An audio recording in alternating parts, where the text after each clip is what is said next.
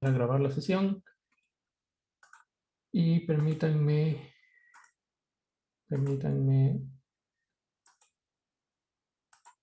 ya, eh, y permítanme compartir la pantalla. ¿Okay?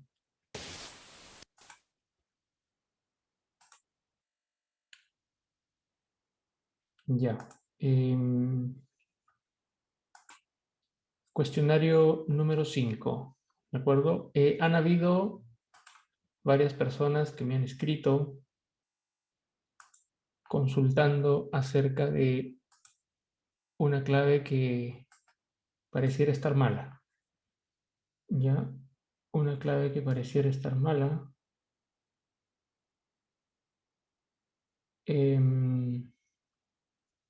Ya, sí, sí, y al parecer hay una clave mala, ¿ok? Que yo mismo me equivoqué al momento de colocar las claves, así que se las explico ahora, igual las vamos a discutir, ¿ok? Ya, la pregunta número 1 decía el sistema coordenado V o ST, ¿no? Como lo hemos visto en los slides, de una textura siempre usa valores en el intervalo 0,1. Eso es verdadero, ¿sí? Es verdadero. Las texturas siempre están definidas en las coordenadas de textura siempre están definidas en el intervalo 0,1. Lo que no necesariamente está definido en el intervalo 0,1 son las coordenadas asociadas a los vértices, ¿no? Entonces, por eso es que cuando uno tiene en un vértice una coordenada de textura eh, eh, en un rango que no es 0,1, entonces uno en OpenGL puede hacer algo, que es manejar eso a través de repetir la textura o repetir la última fila o columna, ¿sí? Lo que vimos en clase. Pero la textura en sí, o sea, el espacio coordenado de la textura propiamente, de solamente la imagen, está siempre definida en el intervalo 0,1.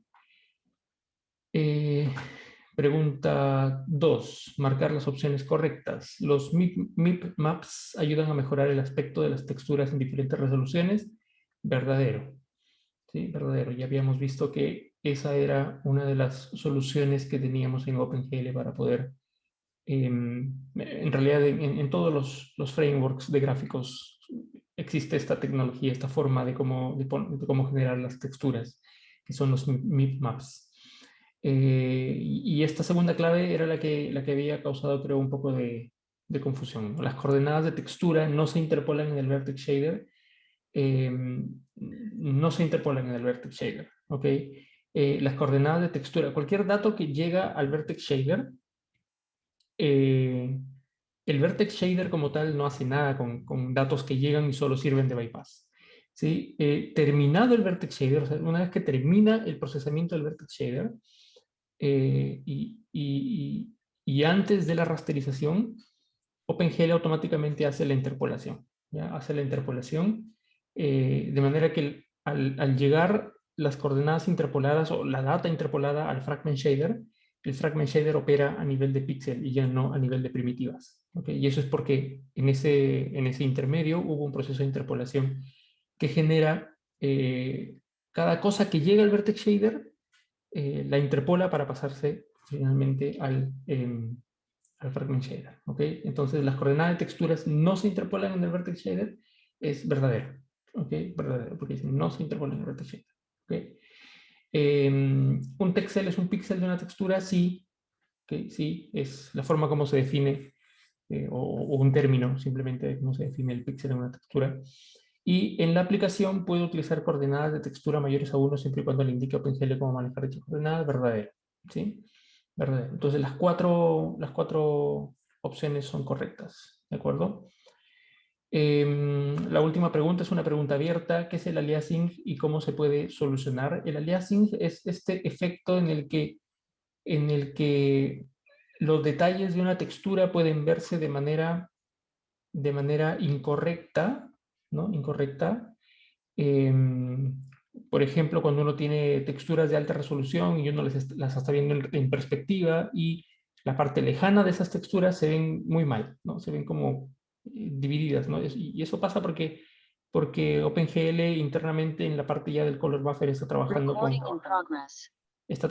en coordenadas enteras, ¿no? Entonces se ve como esas escaleras que se van formando cuando uno va haciendo el rendering, ¿no?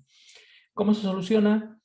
Una forma de solucionarlo es utilizando los MIP maps, ¿sí? Otra forma de solucionarlo es haciendo post-processing, que es algo que nosotros no vimos, pero se los digo ahora.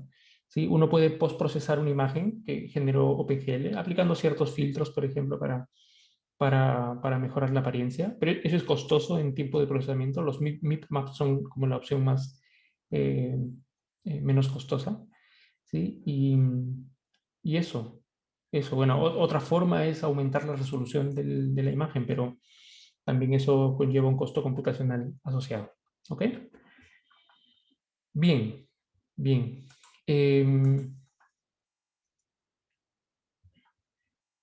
Andrés Basáez nos pregunta, ¿el aliasing solo aparece cuando trabajamos con texturas o se puede generar en la rasterización? El aliasing es un problema de la rasterización, ¿ya? Es un problema de la rasterización porque claramente es un problema de cuando uno lleva una imagen, que es una imagen que tiene una determinada resolución a otra resolución, ¿no? Y eso pasa cuando uno rasteriza, en realidad, ¿ya?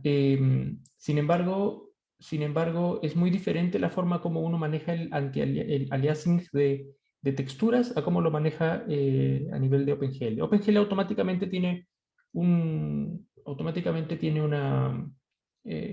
característica, ¿sí? En donde cuando uno grafica líneas, por ejemplo, ¿sí? Cuando uno grafica líneas, o sea, uno no va a ver el anti-aliasing en realidad tan pronunciado.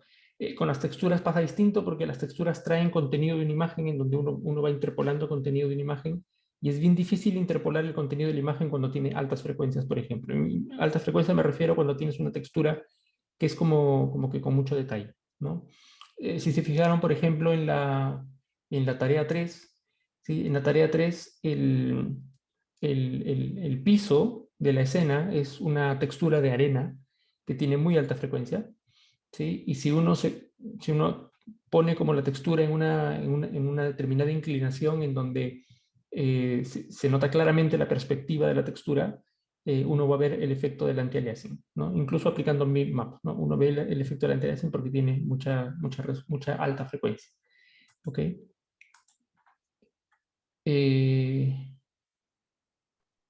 Felipe, ¿cuál es la pregunta correcta de la P1? Verdadero, ¿sí? Verdadero. Constanza, profesor, en la pregunta de marcar las correctas dice que la segunda afirmación no era correcta. Eh, la coordenada de textura no se interpolan en el vertex shader. Correcto. Sí, correcto. Ok. No, pero sí, yo me equivoqué. Sí, o sea, a lo que justamente quería, varios me hicieron ver eso, que estaba mal la clave. ¿Sí? Esto es correcto, todas son correctas, ¿de acuerdo? Todas son correctas, ¿ya? Entonces, es la clave que yo puse la que está mal, no el enunciado, ¿de acuerdo?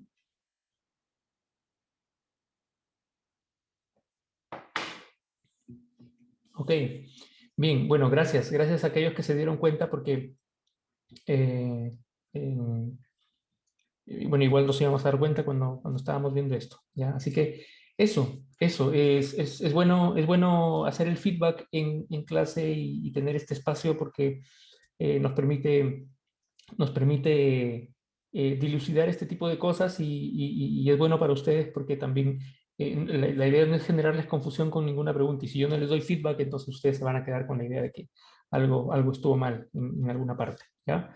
Así que todas las opciones son correctas. En el caso, porque me ha pasado antes con otro curso, ¿ya? En el caso de que haya como cosas muy confusas en una pregunta y las claves están como, como medias extrañas, entonces en ese caso yo no tengo ningún problema, procedemos a anular la pregunta, ¿ya? Pero en este caso no era el caso porque yo creo que la mayoría, de hecho, contestó que las coordenadas de textura no se interpolan en el vertex shader, ¿sí? Porque eso era justamente lo correcto. Entonces fui yo el que me equivoqué al poner la clave simplemente. ¿Ya? Eso. Sí, ¿alguna pregunta adicional con respecto al cuestionario o a esto? Disculpen por haberlos asustado a muchos.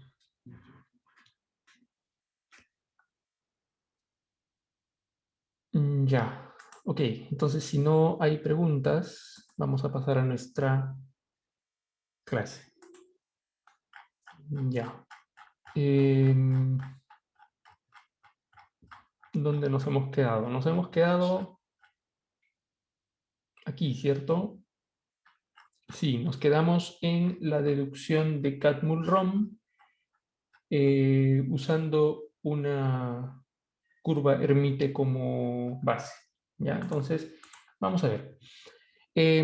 Lo que vamos a ver ahora es probablemente uno de los métodos para generar curvas paramétricas más utilizado en, en todo lo que vemos en gráficos. ¿Ya? En todo lo que vemos en gráficos, eh, las curvas de Bézier son probablemente el método más utilizado porque son muy flexibles, se pueden implementar de manera muy simple y además de eso hay todo un estudio relacionado a el comportamiento de estas curvas a nivel formal, ¿no? O sea, hay todo un estudio matemático sobre que estas curvas tienen ciertas propiedades, ¿no? Como que son diferenciables, eh, diferenciables en primera, segunda, tercera derivada, y eso tiene como características importantes al momento de generar suavidad, por ejemplo, y cosas por el estilo, ¿ya? Estas curvas o este modelo paramétrico fue inventado, digámoslo así, o propuesto por Bézier y Castillau. Fueron dos investigadores que no trabajaban en la academia, ellos más bien trabajaban en la industria automotriz. Y muchos de estos desarrollos surgieron por la necesidad de tener herramientas matemáticas y computacionales que pudieran mejorar la forma como los artistas automotrices diseñaban carrocerías, ¿no? Para autos. ¿Ya? Y surge justamente me parece que es como a inicios de los años 60, cuando Bézier y Castillau crean estos tipos de modelos para diseñar carrocerías de autos. Bézier trabajaba en Renault, ¿no? Trabajaba en Renault y usaron este tipo de herramientas matemáticas y computacionales. En esa época eran computadores muy eh, todavía, digamos, con pocas capacidades, pero podían hacerse cosas interesantes ya con este tipo de modelos, ¿ya? Eh, vamos a ver, ¿sí? Vamos a ver directamente a qué se refieren estas curvas. Una curva de Bézier está definida por un polinomio de grado n, ¿ya? Un polinomio de grado n. Nosotros vamos a utilizar polinomios de grado 3. ¿Ok? Ya en nuestra práctica, en la práctica de hecho se utilizan polinomios de grado 3 porque cuando uno va incrementando el grado de los polinomios, entonces evaluar los datos o evaluar los puntos de estas curvas se va haciendo un proceso mucho más complejo computacionalmente, ¿sí? Sin embargo, uno puede definir una curva de Bézier de grado n, en donde un punto determinado, dado un parámetro t, está dado por una combinación lineal de los puntos de control. Puntos de control se le llama a los puntos que yo defino, así como definíamos en Hermite, por ejemplo, dos puntos y dos tangentes, o como definíamos en Catmull-Rom una serie de puntos. ¿Ok? A esos puntos que yo defino, que van a definir la forma de la curva, le voy a llamar puntos de control, y la curva debe ser no es otra cosa que una combinación lineal de los puntos de control. Pero los coeficientes de cada punto, ¿sí? Los coeficientes de cada punto son unas funciones de mezcla que nosotros le vamos a llamar los polinomios de Bernstein, ¿ya? Los polinomios de Bernstein no son otra cosa que un tipo de polinomio, ¿sí? Un tipo de polinomio que se forma utilizando los factores t y 1 menos t, que son los factores del parámetro que uno con el que uno va definiendo la curva, ¿sí? Y que son los coeficientes de este polinomio son combinatorios, ¿ya? Son combinatorios. Vamos a ver luego que esto tiene mucha relación con algo, una estructura combinatoria que es conocida para nosotros en computación y que seguramente la han visto ustedes en matemáticas discretas, por ejemplo. ¿ya? Pero eso, cada uno de los coeficientes, o sea, cómo yo voy utilizando los puntos de control para generar la curva, cada uno de esos coeficientes no es otra cosa que un término que se calcula en función del parámetro t, ¿sí? Y que corresponde con un polinomio, en base a t, que va formando sus coeficientes con una función combinatoria. ¿Ya? La función combinatoria es básicamente la combinación de n en k, donde n es el grado de la curva de Bézier y k es alguno de los puntos de control. ¿Sí? Entonces, esto, por ejemplo, es como tomar la combinatoria de 3 en 1, la combinatoria de 3 en 2, la combinatoria de 3 en 3. ¿Okay? Si uno tiene polinomios de grado 3 para Bézier, entonces fíjense que el máximo n que va a tener esta combinatoria es 3. ¿Okay? Es 3 y k va a ser de 0 a 3. ¿Okay? Luego vamos a ver en la implementación que, por ejemplo, uno lo que mejor hace es desdoblar todas estas funciones en los coeficientes realmente, los que son, ¿sí? En lugar de utilizar la implementación de la combinatoria, porque son solo 4 términos los que terminan siendo estas funciones de mezcla. ¿Ok? Bien, hay una particularidad con las curvas de Bézier y es que los puntos de control inicial y final son interpolados, significa que la curva va a pasar por el primero y el último punto de control. Sin embargo, los otros puntos de control, los puntos de control intermedios, no son interpolados, sino que son aproximados. De manera que la curva queda definida por punto inicial, punto final. La curva va a pasar por el punto inicial y el punto final. Y el resto de puntos sirven como guías para que la curva vaya aproximándose, ¿sí? De acuerdo al comportamiento del resto de los puntos. ¿De acuerdo? Eh, los polinomios de Bernstein pueden ser calculados utilizando una recursión. De hecho, una curva de Bézier, ¿sí? Una curva de Bézier de grado 3, por ejemplo, ¿sí? No es otra cosa que la combinación, ¿sí? La combinación de dos curvas de grado 2. ¿No? Y una curva de grado 2 no es otra cosa que la combinación de curvas de grado 1. ¿Okay? Por ejemplo, de grado 2, ¿sí? Que sería como una parábola, no es otra cosa que la aproximación de dos curvas de grado 1, que son dos líneas, ¿no? Entonces yo grafico dos líneas y en medio hay una parábola. ¿Okay? Y si quiero un polinomio de grado 3, entonces no es otra cosa que la combinación de dos curvas de grado 2. ¿Okay? Y entonces por eso los polinomios de Bernstein pueden ser construidos en función de los polinomios de grado inferior, ¿sí? A través de una recursión de este tipo. ¿No? ¿Ok? ¿Sí? Esto si uno lo ve ya como en función de t y 1 menos t, cómo se van generando estos polinomios, esto asemeja al triángulo de Pascal, ¿no? Asemeja al triángulo de Pascal, en donde si yo tengo, por ejemplo, el polinomio de grado 0, ¿sí? El polinomio de grado 0 es simplemente 1, ¿sí? El valor, entonces yo tengo un 1 ahí al inicio. ¿Sí? Y cómo voy formando los polinomios de grado superior, por ejemplo, los polinomios de grado superior voy formándolos por t y 1 menos t, ¿no? T y 1 menos t, el primer factor en grado 1. En grado 2 voy a tener, multiplicando todo esto de nuevo por 1 menos t y t, ¿no? 1 menos t por 1 menos t me da 1 menos t cuadrado, 2t por 1 menos t y t cuadrado. Okay, fíjense los coeficientes que van apareciendo en este polinomio, ¿no? Al inicio es 1, luego es 1, 1, luego es 1, 2, 1, y cuando uno tiene en grado 3, los coeficientes son 1, 3, 3, 1. ¿No? Por eso decimos que se parece bastante esto al polinomio, perdón, al triángulo de Pascal. ¿No? Los coeficientes son básicamente los índices de grado n del triángulo de Pascal. ¿Ok? ¿De acuerdo? Sí, entonces, fíjate, este es el polinomio de Bézier en grado 3. ¿Ya? Polinomio de Bézier en grado 3. Cuando uno aplicaba esta fórmula de los polinomios de Bernstein, en realidad lo que estás haciendo es para cada n y para cada k, lo que estás haciendo es computar estas funciones. 1 menos t al cubo, 3t, 1 menos t al cuadrado, 3t cuadrado, 1 menos t y t cubo. ¿Ok? Sino que de manera general, si uno tiene grado n mayor a 3, entonces uno tal vez podría utilizar la fórmula para generar el resto de componentes de este polinomio en grado t. ¿Ok? Polinomio en función de t. ¿De acuerdo?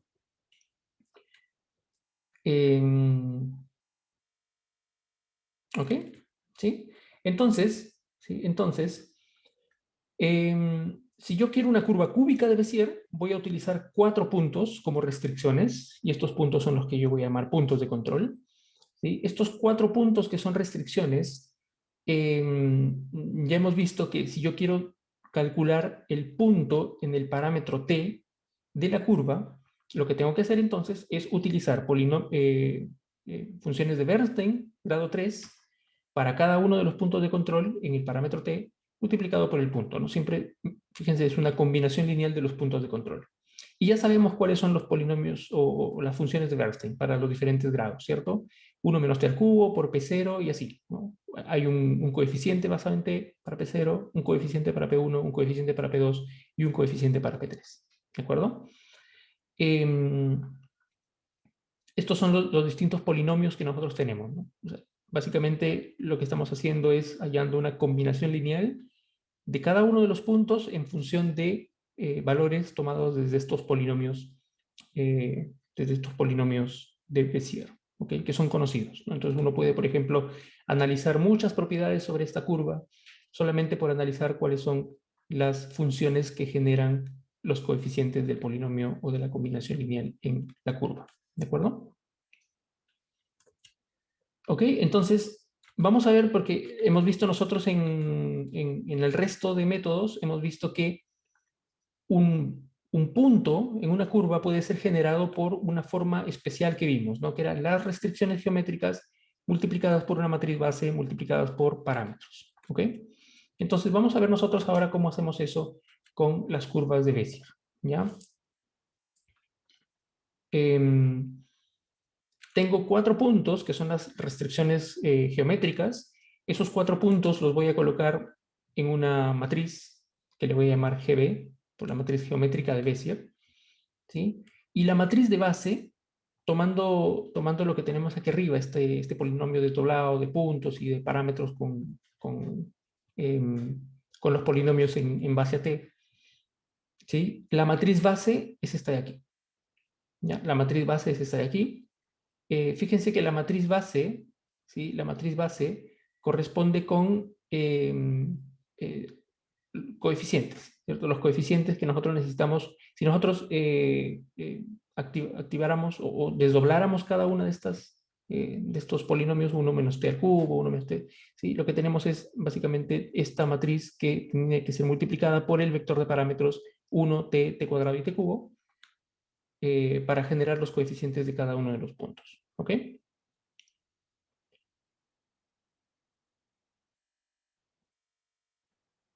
¿Ok? Entonces tenemos una matriz de base, ¿sí? Tan igual como lo teníamos en Hermite y en los otros métodos. Tenemos el conjunto de puntos y tenemos nuestros parámetros, eh, el, el parámetro t elevado a las potencias, ¿no? T a la 0, t a la 1, t a la 2, t a la 3. ¿De acuerdo?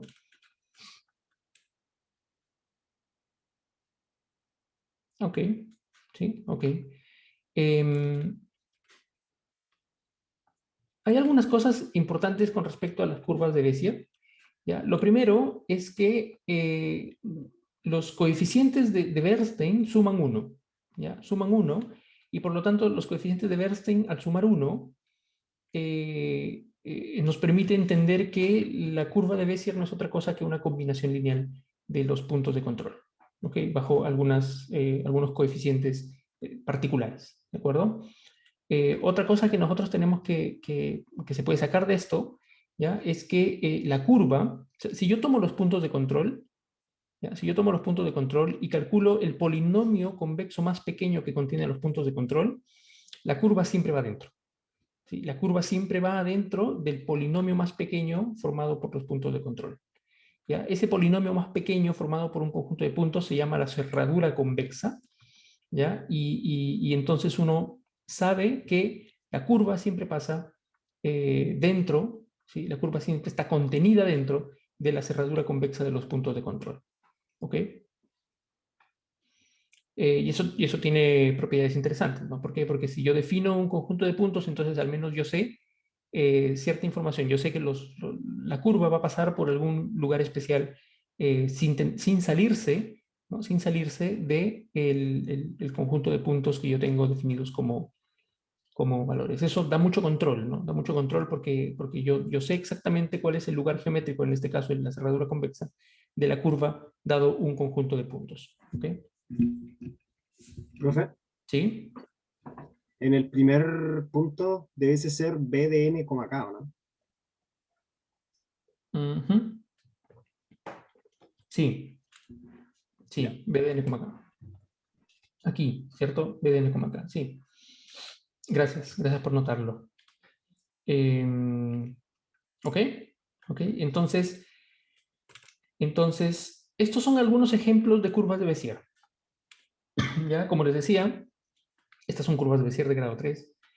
¿Sí? Curvas de Bézier de grado 3. Como les decía, miren, definimos 4 puntos. ¿Sí? Definimos 4 puntos. Y al definir 4 puntos, la curva empieza en P0, termina en P3, pero la curva solo aproxima P1 y P2. ¿De acuerdo? Solo aproxima P1 y P2. ¿Ya? Aquí tenemos otra forma, ¿no? En donde los puntos se cruzan, P0, P1, P2, P3, ¿no? Y forma un loop, como si fuera un bucle. ¿Sí? Y uno puede generar diferentes tipos distintos de curvas dependiendo de los puntos de control. ¿Ya? Ustedes, no sé si ustedes alguna vez han utilizado Photoshop, por ejemplo, o han utilizado alguna herramienta tipo Inkscape o Illustrator, ¿no? Que son estas herramientas que permiten hacer gráficos vectoriales, ¿sí? Hay una herramienta en todas estos softwares, hay una herramienta que es como una pluma, ¿no? Como una pluma en donde uno va colocando puntos, colocas un segundo punto y al ir al tercer punto se te va generando una curva, ¿no? Se te va generando una curva, ya. Esas herramientas están implementadas con este tipo de curvas, ¿ok? Son muy populares, ¿no? Y de hecho son utilizadas en todo tipo de cosas, ¿ya? Las curvas de Bézier, ¿sí? Y tienen mucha flexibilidad. Nosotros vamos a usarlas, por ejemplo, para hacer trayectorias, ¿no? Si uno quiere definir como trayectorias de un movimiento o de un objeto, entonces uno define este tipo de curvas para hacer ese tipo de cosas. Ya les voy a mostrar en un momento un demo que he hecho para ustedes. ¿Ok? Ok, hay una conexión entre Bézier y Hermite, porque fíjense que en Bézier yo no, o al menos yo no defino directamente cuál es la información de los vectores tangentes en los puntos 0 y 3. ¿Sí? Sin embargo, yo puedo calcular los vectores tangentes, ¿cierto? Los vectores tangentes del punto P0 es el vector P1, P0, el vector que va desde los dos primeros puntos, y el vector tangente en el punto P3 es el vector formado por los dos últimos puntos. ¿Sí? Entonces hay una relación, ¿cierto? Hay una relación. Eh, si yo calculo la derivada, ¿sí? La derivada en t igual 0 y t igual 1, la derivada de una curva de Bézier en el punto 0 no es otra cosa que el vector formado por P1 y P0, los dos primeros puntos, ¿no? Y en el último punto, el vector formado por los dos últimos puntos, ¿no? Entonces, fíjense que yo puedo, ¿sí? Yo puedo calcular, ¿no? Yo puedo calcular dada una curva de Hermite, por ejemplo, si yo conozco las tangentes y conozco los puntos extremos, yo puedo calcular cuáles son los otros dos puntos, P1 y P2, que serían los parámetros de una curva de Bézier que hace exactamente lo mismo que una determinada curva de Hermite. ¿Ya? Sí, entonces hay una relación, ¿no? Yo puedo, de hecho, y también puedo hacer lo otro, ¿no? Puedo construir una curva de Hermite usando una curva de Bézier como parámetro porque puedo calcular los vectores tangentes en el punto 0 y en el punto 1. ¿De acuerdo? Ok. Bien, preguntas. ¿Hasta ahí alguna pregunta?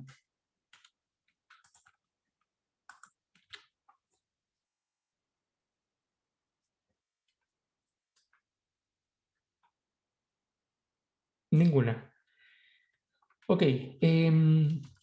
Ya, ahora, ¿por qué, ¿por qué utilizar curvas de grado 3 si yo puedo utilizar curvas de grado n? ¿No? Yo en realidad las curvas de Bézier se definen para cualquier tipo de grado. Entonces yo podría definir una curva de grado 100. Y si tengo una curva de grado 100, tendría entonces, o requeriría, ¿no?, de 101 puntos, ¿no? 101 puntos de control para hacer que la curva pase a través de sus puntos, ¿ya? ¿Cuál es el problema? ¿Cuál es el problema de generar una curva de grado 100? El problema de generar una curva de grado 100 sería que si yo quiero construir la función de mezcla de Bernstein, ¿sí?, se me va a hacer muy complejo porque tendría muchos factores, ¿sí?, que calcular al momento de hacer el trabajo. ¿Ok? Lo que vamos a hacer entonces es que, y esa es una propiedad interesante de Bézier, es que yo puedo crear una curva más compleja si yo genero continuidad entre dos curvas de grado 3. ¿Sí? O sea, como yo sé calcular una curva de grado 3 y sé hacerlo de manera eficiente, entonces puedo utilizar dos curvas de grado 3 para crear una curva más compleja que va a tener obviamente un grado más alto. ¿Sí? Entonces, para eso necesitamos tener en cuenta algunas cosas para preservar la continuidad de las curvas de Bézier. ¿Ya? Y la primera pregunta es, ¿cómo conecto dos curvas? ¿No? Yo quiero conectar dos curvas de Bézier que me den una curva más compleja, pero a la vez, al conectarlas, quiero que haya continuidad, ¿no? O sea, quiero que no se note el punto en donde las dos curvas se juntan, ¿ya? Bueno, la primera restricción claramente es que el último punto de control de la primera curva tiene que ser igual al primer punto de control de la segunda curva, ¿cierto? O sea, eso tiene que garantizarse, ¿ya? Pero esa no es la única condición. ¿Por qué? Porque, por ejemplo, podría pasar que la curva, el vector tangente de la primera curva va en este sentido y el vector tangente de la segunda curva va en el otro sentido, generando una esquina, ¿no? Generando digamos, una juntura que es una esquina claramente discontinua. ¿Ok? Entonces, lo que nosotros queremos es que esa unión, ese lugar en donde se están juntando las dos curvas, sea un lugar suave, que yo pueda calcular una transición suave entre ambas curvas. ¿Ok? Entonces, para eso necesito ciertas restricciones, ¿ya? Ciertas restricciones, ¿no? Por ejemplo, ¿sí? Por ejemplo, imagínense ustedes, tengo la primera curva con los puntos Q aquí y una segunda curva con los puntos R. ¿De acuerdo? Yo pongo la restricción de que el último punto de control Q3 tiene que ser igual al primer punto de control R0.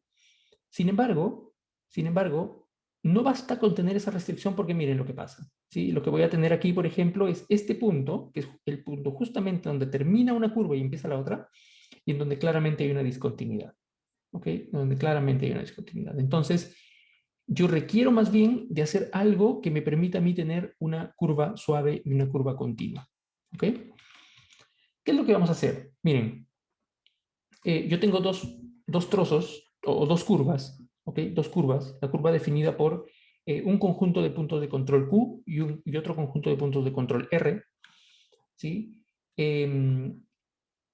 Si yo quiero crear una curva más compleja, supongamos que la primera curva lleva un parámetro de t igual 0 hasta t igual 1, y la segunda curva quiero que empalme, ¿sí?, empalme con la primera, por lo tanto, sus parámetros t van a ir desde 1 hasta 2, ¿de acuerdo? Entonces, dado eso, yo lo que voy a querer es que el primer punto de la curva más compleja sea Q0, ¿sí? Sea Q0, ¿sí? Quiero que la curva P evaluada en el parámetro t igual a 1 sea Q3 y también igual a R0. Con eso estoy garantizando que los dos puntos se juntan. Y además quiero que la curva P en el parámetro 2, t igual a 2, sea igual a R3. ¿Ok? Eh, si yo quiero, ¿sí?, si yo quiero ahora uniformizar de nuevo para que toda la curva tenga un parámetro de 0 a 1, simplemente tendría que ser un cambio de variable, ¿no? Un cambio de variable en donde digamos, el valor T2 que yo tenía pase a ser 1. Simplemente lo que voy a hacer es normalizar, ¿sí? Normalizar a que cualquier valor entre 0 y 2 ahora va a ser un valor entre 0 y 1. ¿Ok? Entre 0 y 1.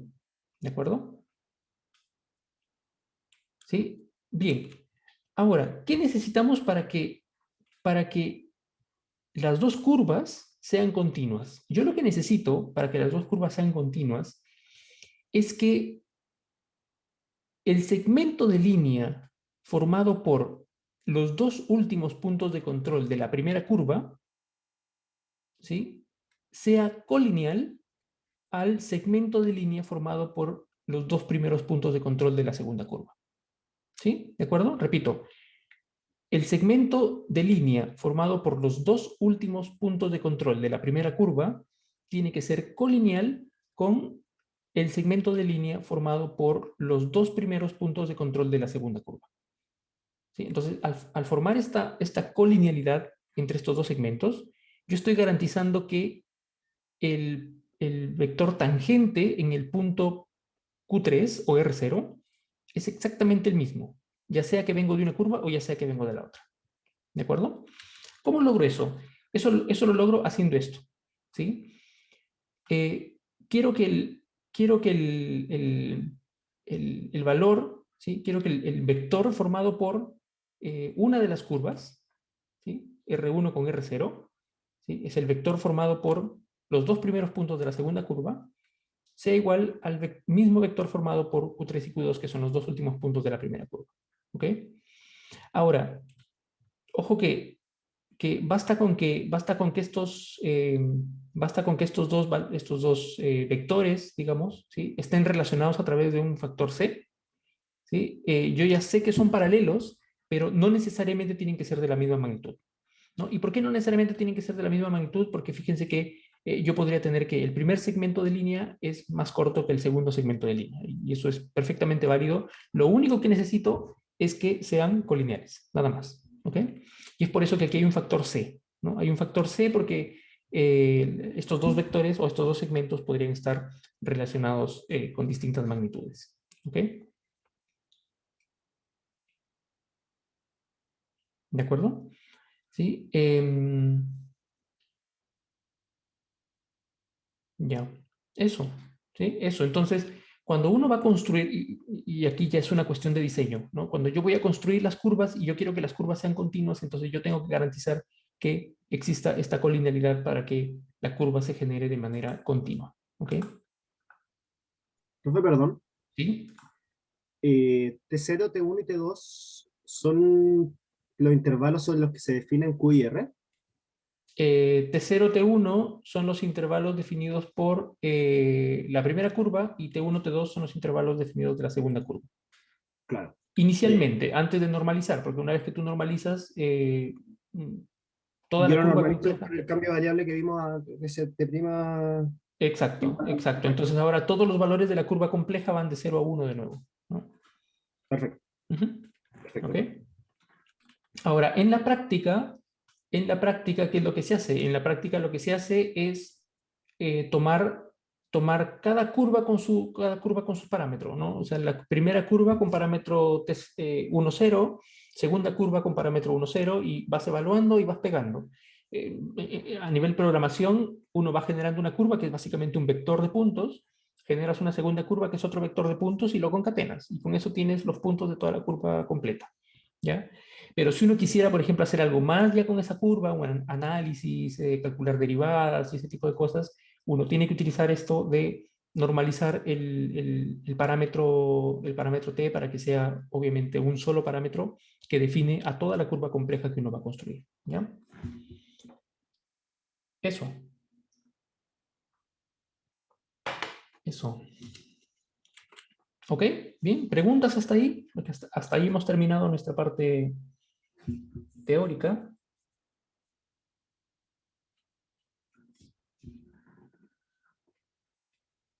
Ya. Si no hay preguntas, entonces vamos a pasar a ver el demo. ¿Ya? Esto está muy chico, creo, la letra, ¿cierto? Déjenme modificar la fuente. Ok. Este demo ya está en el repositorio, ¿sí? Así que si ustedes quieren mirarlo después, lo pueden mirar. Vamos a ver cómo implementamos las curvas de Bézier. Y de hecho la vamos a usar para algo para lo que queremos, ¿no? Estas curvas, que es generar, por ejemplo, una trayectoria de un objeto y hacer algo interesante con eso. ¿sí? Esta animación hace esto, ¿ya? Miren. ¿Ok? Es nuestra escena que teníamos, recuerdan, de un auto. Hasta ahora ese auto solamente lo hacíamos mover de manera recta, movimiento fome, sin ninguna gracia, ¿sí? Ahora con una curva de Bézier, nosotros lo que podemos hacer es definir, por ejemplo, una trayectoria para el objeto y no solamente mover el objeto a través de los puntos de la trayectoria, sino que como tenemos esta información acerca de o sea, eh, cada 2 puntos, cuánto va variando el ángulo de un determinado, de la curva, entonces yo puedo, por ejemplo, definir rotaciones que van haciendo que el objeto vaya siguiendo la curva, ¿no? Que es como el movimiento natural que haría un objeto en este tipo. ¿Ok? ¿De acuerdo? Entonces vamos a ver, les explico ahora cómo funciona esto, ¿ya? Bueno, necesitamos una forma de cómo construir los puntos de la curva. Entonces, vamos a utilizar algunas funciones auxiliares, por ejemplo, la función generate_t, ¿sí? En donde, dado un parámetro t, dado un valor, un float, yo lo que voy a hacer es generar ese vector columna que contiene los valores 1, t, t cuadrado y t cubo. ¿Sí? Recuerdan que cuando hacíamos nuestra generación tenemos siempre un vector columna que contiene estos parámetros, ¿de acuerdo? Vamos a tener otra función que va a construir una matriz de Bézier. Esta matriz de Bézier es la matriz formada por la matriz formada por las restricciones, que son los puntos de control, y por la matriz base. ¿De acuerdo? Y miren, estoy simplemente generando de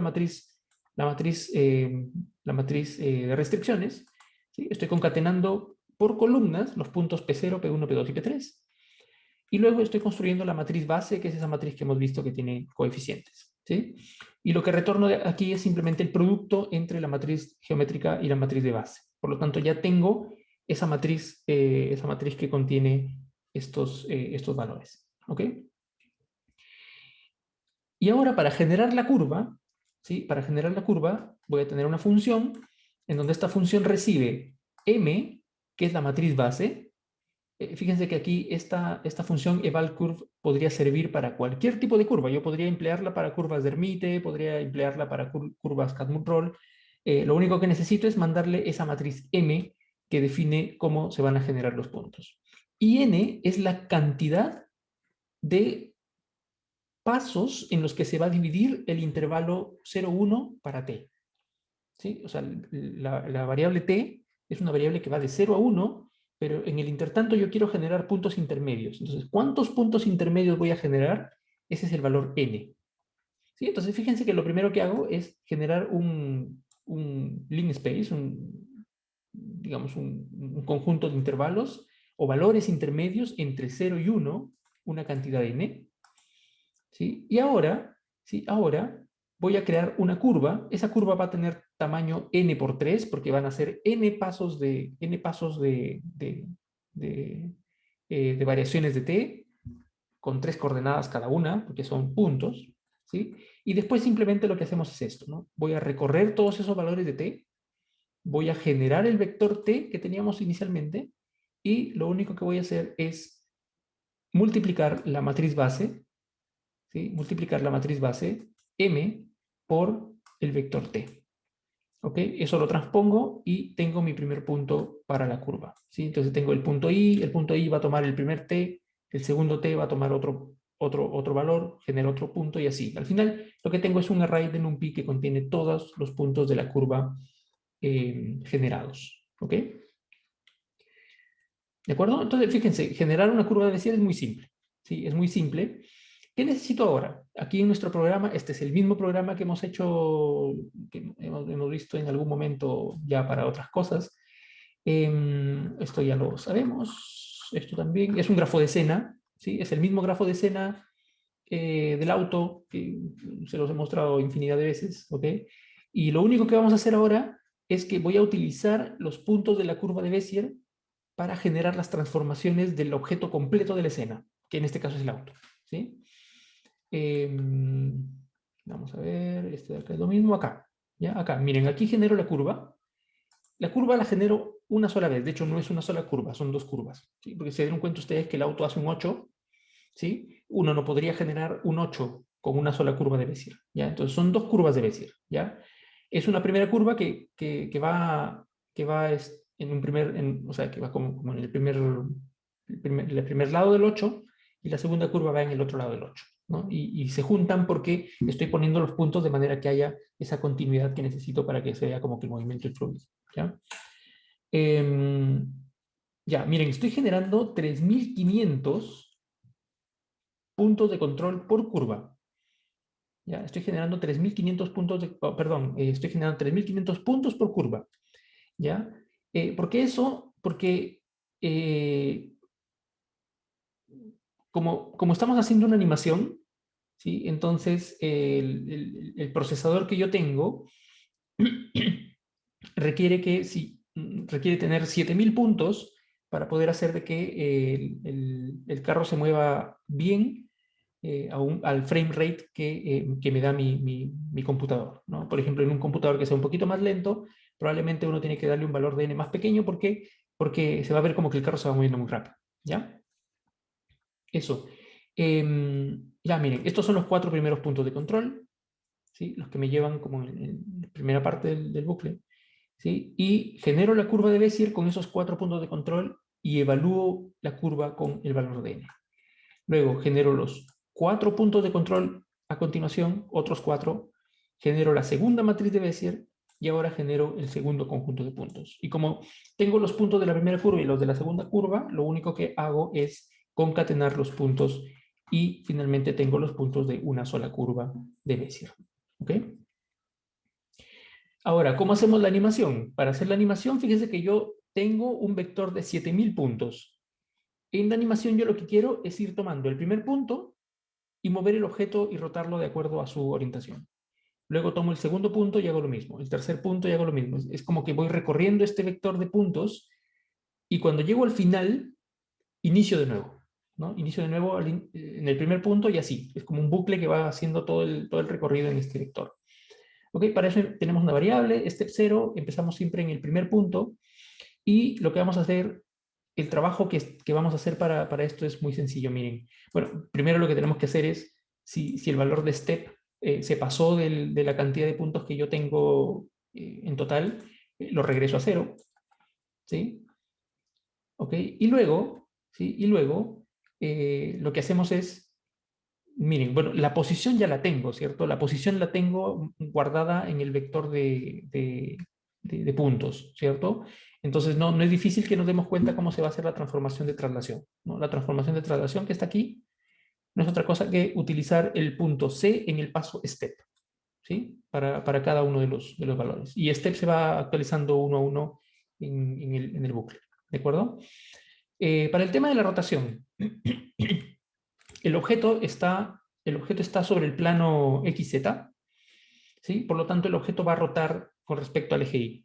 ¿Ya? El ángulo, ¿sí? El ángulo lo podemos sacar de dos formas. Uno es calculando, directamente la derivada de la curva, ¿sí? En un determinado punto y luego calculando el arco tangente de las componentes de ese vector. ¿Sí? Y la otra forma es que simplemente, fíjense, esta es la forma más fácil, ¿sí? Cada vez que yo estoy en un determinado punto step, voy a tomar las variaciones en X y en Z, ¿sí? Variaciones en X y en Z. Esta es la variación en X entre el punto step más 1 y el punto step, o sea, el punto siguiente y el punto anterior de una curva, y la variación en Z entre el punto siguiente y el punto anterior. ¿Sí? Acuérdense que la matriz C contiene en la primera columna las X, en la segunda columna las Y y en la segunda columna las Z de cada punto generado para la curva. Por lo tanto, por eso aquí yo sé que estos son X porque estoy utilizando la primera columna y estos son Z porque estoy utilizando la segunda columna. ¿De acuerdo?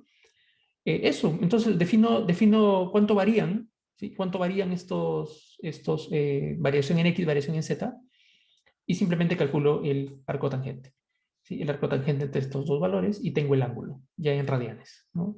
Y ese ángulo lo empleo aquí para poder hacer la animación. ¿De acuerdo?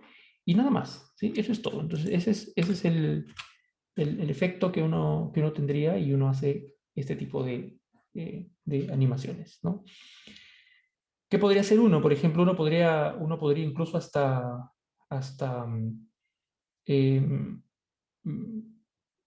cada vez que el auto va a dar vuelta, por ejemplo, conforme el ángulo en el que va a dar vuelta, que podría ser un ángulo como que muy agudo, o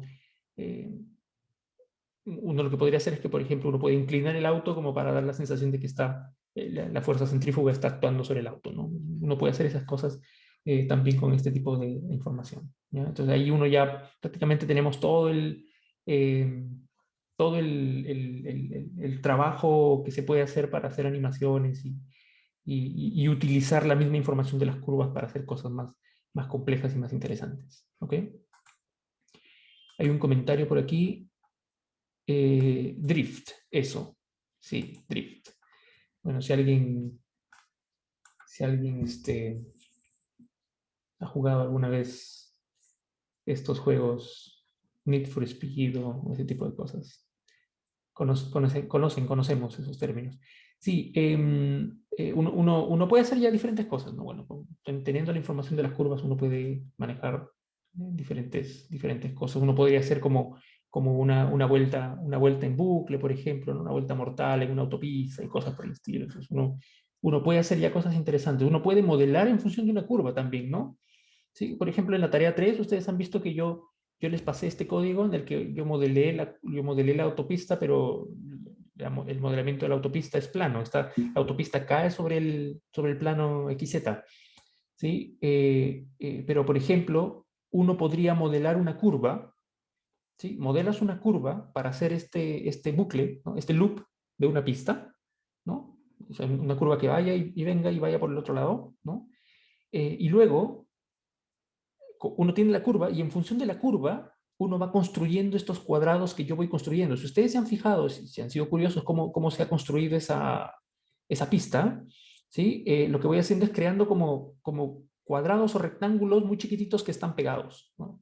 Entonces, y en este caso iban girando, por eso es que se crea como el efecto de una curva. Pero en este caso lo que puedes ir haciendo es ir pegando esos cuadrados orientados en las posiciones de la curva, ¿no? Y utilizando esta información de los ángulos, vas colocando eso de manera que uno puede generar la textura. Y de hecho, el rectángulo que uno va generando ya tiene las coordenadas de textura. Entonces, lo único que necesita uno es tener la forma correcta en cómo ir colocando esos rectángulos sobre la curva para generar un salto de este bucle, ¿no? Este loop en una pista. ¿Ya? Eso, eso ya, o sea, con estas cosas entonces uno tiene si uno se pone como muy imaginativo, entonces uno puede hacer cosas bien interesantes, ¿ya? Eso, eso. Em, ¿Preguntas? ¿Preguntas hasta ahí?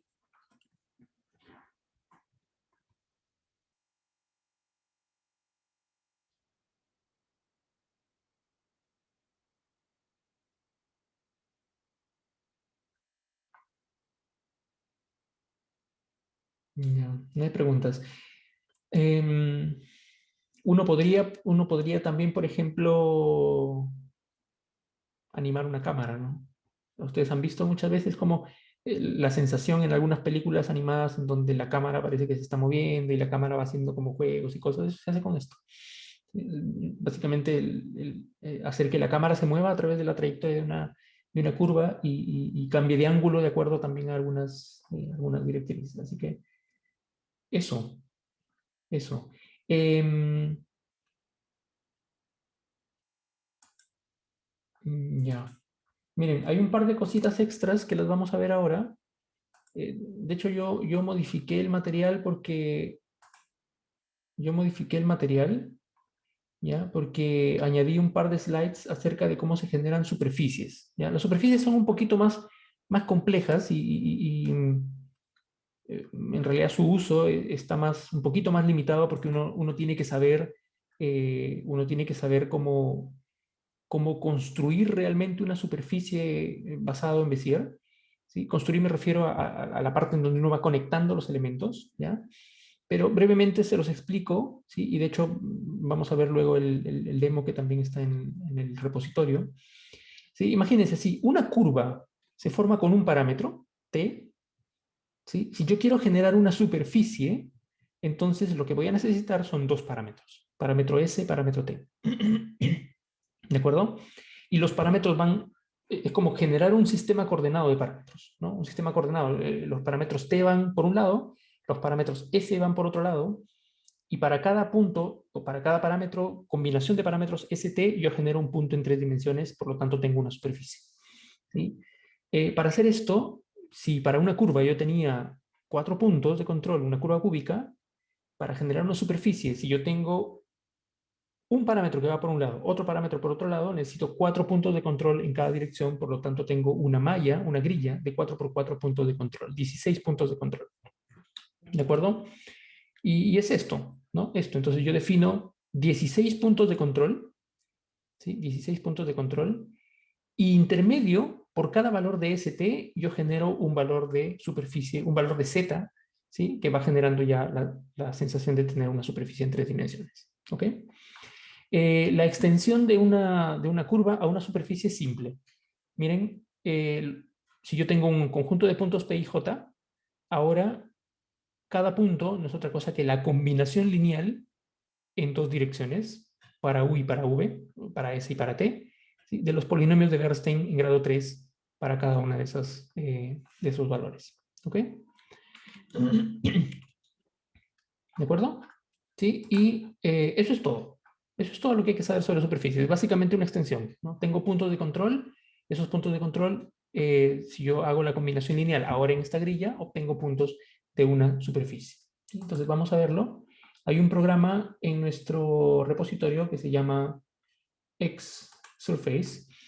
Aquí en Xsurface no estamos utilizando OpenGL porque para que una superficie de Bezier se vea en OpenGL, lo que necesitaríamos es un método extra que nos permita hacer triangulación de cada uno de los puntos de Bezier que vamos generando, ¿ya? Un poquito más elaborado, ¿ya? Pero aquí lo que queríamos es mostrarles simplemente cómo se generan los puntos y luego cómo se grafican, y para eso utilizamos Matplotlib, ¿no? Donde Matplotlib nos hace el graficado por nosotros. ¿Ya? Eso, el polinomio de Bernstein, ¿sí? Para k, t no es otra cosa que matriz base, generar los puntos t o el vector t, ¿sí? Y luego cada elemento del polinomio de Bernstein no es otra cosa que tomar, por ejemplo, si yo quiero el primer elemento del polinomio, es tomar la primera fila de la matriz MB y multiplicarla por estos parámetros. ¿Ok? Si quiero el segundo elemento, es segunda fila por estos parámetros. Y por eso aquí retornamos eso, ¿no? Retornamos una fila de la matriz de base por el parámetro t. ¿Ya? Eso porque necesitamos eh, el, el késimo elemento de ese polinomio con respecto al parámetro t. ¿Ok? Y luego, para evaluar una superficie es muy simple, ¿no? Hago un bucle, ¿sí? Hago un bucle para cada uno de los 4 puntos de control, genero los polinomios de Bernstein o los coeficientes de Bernstein, ¿sí? Para el lado S, para el lado T, y luego multiplico esos dos factores por cada uno de los puntos de control y voy generando mis puntos Q. ¿Ok? Bien, y esto lo que genera es esto. ¿Sí? Se generan los puntos y miren que estamos utilizando una función que se llama plot treesurf, ¿sí? Que dado los puntos automáticamente hace la triangulación y la muestra en 3D, ¿no? Entonces, por ejemplo, los puntos rojos son los puntos de control, ¿sí? Y fíjense cómo los puntos de control están localizados en una grilla, ¿no? 4 por 4, ¿sí? Y dependiendo de cómo yo muevo los puntos de control, si lo muevo para arriba, para abajo, para allá, para acá, se va formando una superficie. Es como un parche, ¿sí? Se forma como un parche de una superficie y luego uno lo que puede hacer es tomar estos parches para ir construyendo cosas como continuas, ¿ya? Y esto era lo que realmente querían Bézier y Castellau, ¿no? Cuando ellos modelaron esto, crearon las superficies de Bézier y estas superficies servían para modelar carrocerías en autos. ¿Ok? ¿Ok? ¿Alguna pregunta? ¿Comentario?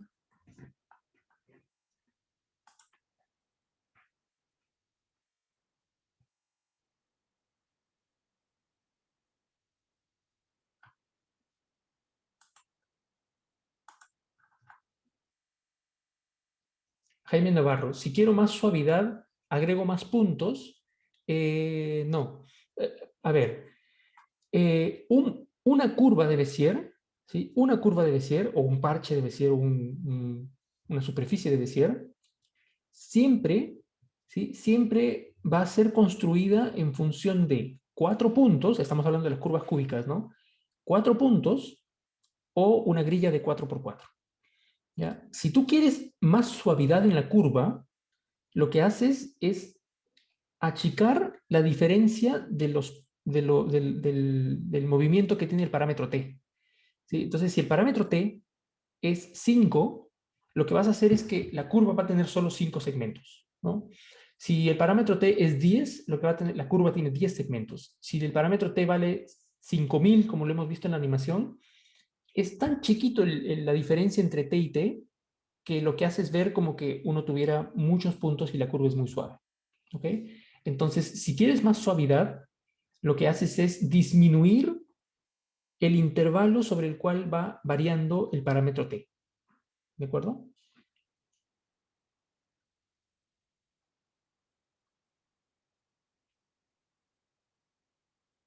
¿Ok? Profe, ¿Sí? y para juntar estos como bloques de superficie, porque Para vimos como... ¿Mm? ¿Sí? Sí, sí, dime. No, sí, sí, no, sí, es que como vimos, como vimos cómo unir curvas, ¿cómo se Ujú. unirían estos bloques? Esa era la pregunta. Sí, eso es un poco más complejo porque fíjense, lo que yo necesitaría, por ejemplo, si yo quiero pegar un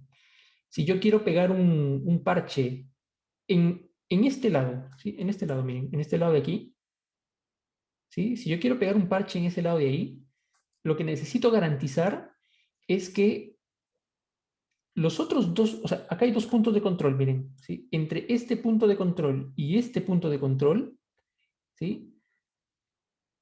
Luego, este punto de control va a ser el mismo en el siguiente parche, pero el otro punto de control en el siguiente parche, en el otro parche, tiene que ser colineal de nuevo con este vector, ¿sí? Entonces, es como, vamos a verlo en las slides, ¿sí? Acá. Si yo quiero, por ejemplo, plegar una superficie en este lado, ¿sí? En este lado, entonces lo que tengo que hacer es garantizar que este segmento y este segmento sean colineales con el segmento que va a ir del otro parche por este lado y del otro parche por este lado, ¿sí? Al menos los del centro sí, porque los del centro te van a permitir ver la suavidad en esa parte de la superficie. ¿Qué pasa con los extremos? En este punto ya no va solo depender, ya no va solo depender de lo que uno tenga en este lado, ¿sí? Sino que también tiene que depender de lo que viene del otro lado. Entonces tiene que haber colinealidad entre este parche con el que está acá, este que está acá, con este que está acá, y recién en ese momento se va a ver la suavidad en este punto, ¿ya? Siempre es colineal, ¿sí? Colineal en un sentido, colineal en un sentido. Si quieres, para el parche de arriba, por ejemplo, la colinealidad tiene que ir ahora entre este segmento y este segmento, con los otros dos segmentos que van pegados a continuación y así, ¿ok? Es un poco más complejo, ¿sí? Pero la gracia de todo esto es que todo eso se puede automatizar, ¿ya? Todo eso se puede automatizar, ¿de acuerdo?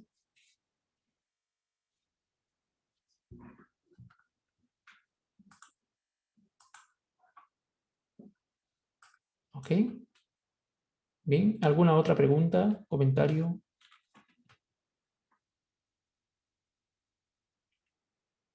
Ok, bien, muchas gracias. Les agradezco por la clase de hoy. Ahí hemos terminado. El día de mañana tenemos pregunta, ¿ya? Tenemos pregunta, está muy fácil, algo sobre texturas. Y nada, les deseo éxitos en sus evaluaciones y que tengan un buen fin de semana. Nos estamos viendo entonces, cuídense. Les conté que yo viajo a Santiago, nos vemos el martes en Santiago. Bueno, no nos vemos presencialmente, pero vamos a hacer la clase desde Santiago, un poquito más cerca a todos. Nos vemos, cuídense. Chao, chao.